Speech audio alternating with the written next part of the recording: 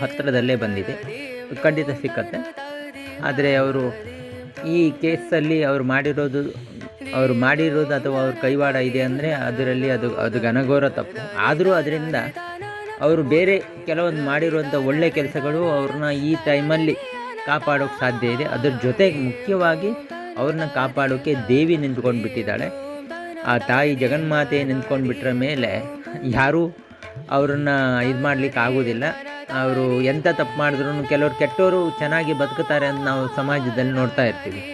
ಅವರು ಏನೆಲ್ಲ ಅನ್ಯಾಯ ಮಾಡಿದ ಆದರೂ ಚೆನ್ನಾಗಿದ್ದಾನೆ. ಯಾಕೆ ಅಂದರೆ ಅವರಿಗೆ ಇರುವಂಥ ದೈವಿ ಶಕ್ತಿಗಳು ಹಾಗೂ ಅವರು ನಂತರ ಚೇಂಜ್ ಆಗಿ ದೇವರ ಪೂಜೆ ಅಥವಾ ಪುನಸ್ಕಾರ ದಾನ ಧರ್ಮ ಅದನ್ನೆಲ್ಲ ಮಾಡಿಕೊಂಡು ಅವರು ಸಮಾಜದಲ್ಲಿ ಬದಲಾಗ್ತಾರೆ. ನಾವು ಎಷ್ಟೋ ಜನ ನೋಡಿದ್ದೀವಿ ಸಮಾಜದಲ್ಲಿ.